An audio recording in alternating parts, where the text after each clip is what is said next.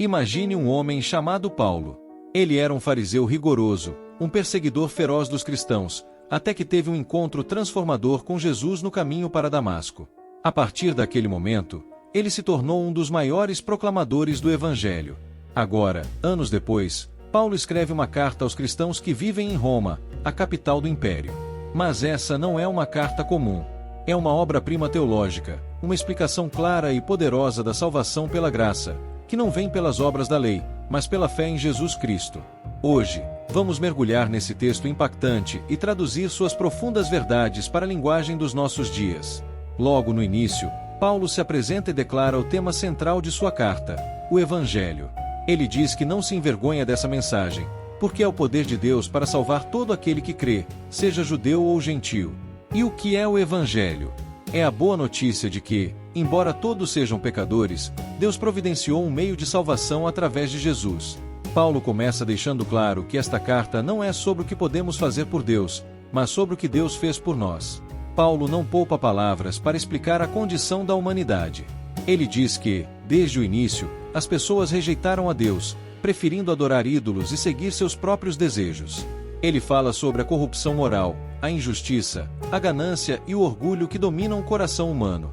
Mas Paulo não para por aí. Ele deixa claro que tanto os gentios, que viviam sem a lei de Moisés, quanto os judeus, que tinham a lei, são culpados diante de Deus.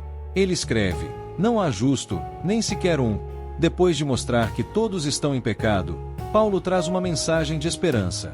Ele diz que a justiça que Deus exige não pode ser alcançada por meio das obras da lei, mas é um presente que recebemos pela fé em Jesus Cristo.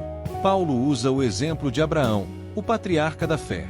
Ele lembra que Abraão foi declarado justo porque creu em Deus, não por causa de suas obras.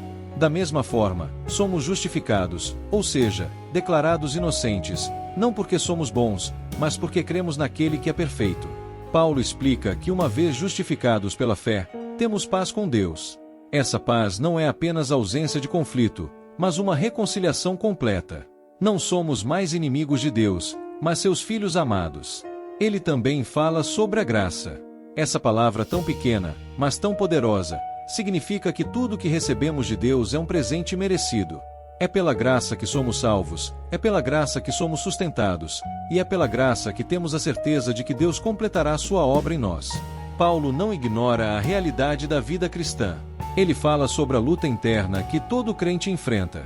Ele mesmo confessa: o bem que quero fazer, eu não faço, mas o mal que não quero, isso eu faço. Mas ele não para na luta.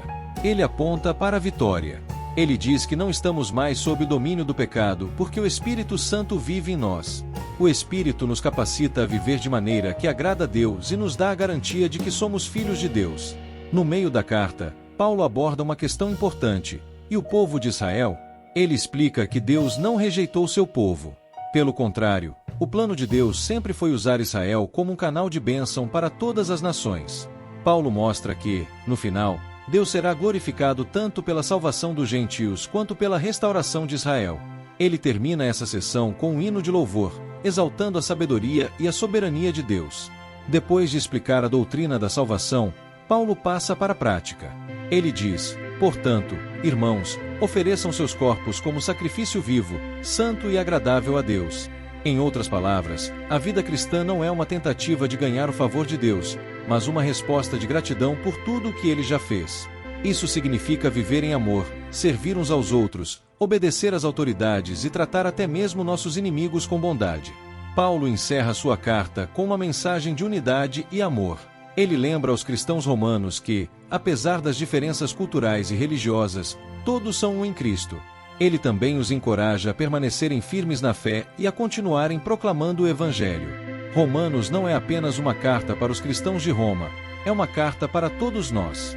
É um lembrete poderoso de que somos salvos pela graça, chamados a viver em santidade e enviados a compartilhar a mensagem de Cristo com o mundo. Romanos é a mensagem de um Deus que nos ama incondicionalmente, que não poupou seu próprio Filho para nos salvar, e que nos convida a viver uma nova vida. Que as palavras de Paulo ecoem em nossos corações e nos inspirem a seguir a Cristo com fé, esperança e amor. Se você gostou do vídeo, se inscreva, curta e compartilhe com um amigo. Que Deus te abençoe.